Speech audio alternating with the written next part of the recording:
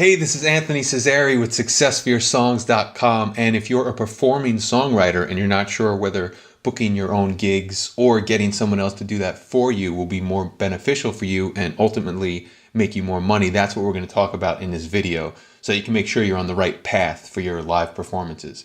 And this is a part of an interview I did with Nancy Moran of the site AzaleaMusic.com. So check it out here, and if you like what you learned, please like the video or leave a comment below. Thanks. So do you think artists should be booking their own tours, or is that something that they can hire out? Here's the thing. I think I said this earlier. Nobody likes booking. I don't know one artist that likes booking. But the reality is, I think you have to do it, at least initially. I think even more than that, I think you should do it because I think you need to understand the process. I think you need to understand, if you're going to have a booking agent at some point, I think you need to understand what it is that they're going through so that you know better what to provide them to help them do their jobs. And I think you need to understand how much work they're putting into it as well.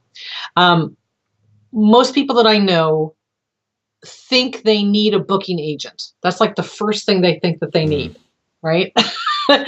Or they think they need a manager, or they need a record label.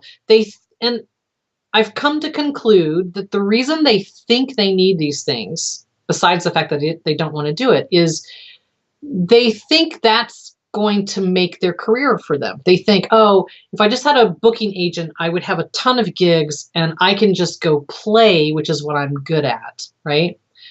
Totally get it, and I wish that too. But hardly ever happens. And I also have to tell you that I've been with a group that had a booking agent, and there were still times that we didn't get the gigs we thought we should get. So there's a lot involved, and the booking agent is not going to be the be-all, end-all to your problems. It just isn't. So I think it's really important that people learn how to do booking, learn how to handle themselves. I also think it teaches you how to talk about your music. It teaches you maybe what is important about your music and how you differentiate yourself from other artists out there. It makes you think about your music from outside of you. You know, I was just having this conversation the other day with someone. We tend to write from within. You know, we get a creative impulse. We have something that we want to say. So we're writing from some passion within us. But when you get right down to it, when we're performing music, we're performing for an audience, and we need to have them in mind. And when we're booking gigs, we're booking a venue, and a venue has different criteria, different things that they're looking for than maybe you do as an artist. So I think going through the booking process really helps you understand that you need to think about your music career from several different angles, not just from what you want, but from what the audience wants, what the venue wants, what would be the most helpful, what would be the most entertaining. You know, when you start looking at it from those angles, I think you have a much clearer idea of how to handle your career. And I can almost guarantee that if you have the answers to those questions, you will start performing differently, you will start writing differently, and you will gain audience members that way. You will, just sort of naturally.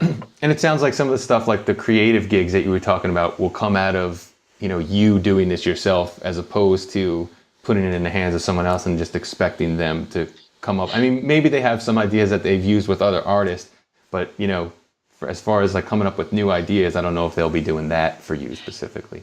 I don't know if they would either. And the biggest thing, you know, about booking agents is they make their money based on a percentage of what you are making as an artist. So think about this. I'm a math girl. I do this in my course all the time. People laugh at me, but I like to break things down and let's just do the math.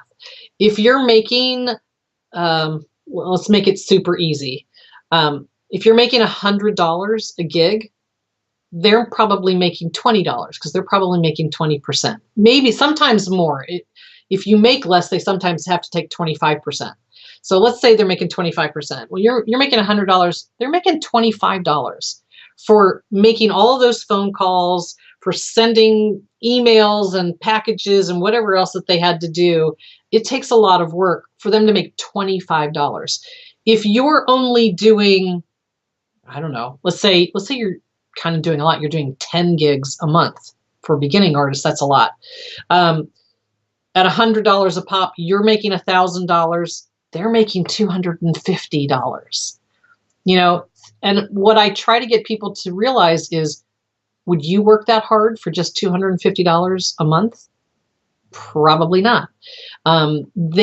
That's why booking agents tend to work with people who are already established, already have a track record, already have gigs going, because then they step in and they can branch out from there. They can get the artist more gigs. They can probably get them better gigs because they can negotiate better than the artist can, things like that. But they need a good jumping off point. Right. So, I know it's frustrating. I totally understand that it's frustrating in the beginning. You just think, I need somebody to help me. I get that. But the only way to get to those people who can truly help you is you have to put in the work first. Right.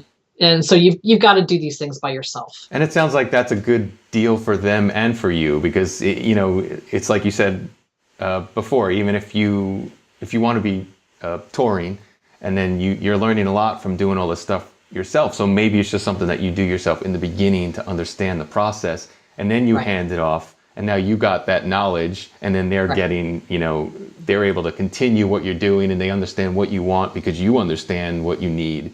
And it just works better for everybody that way.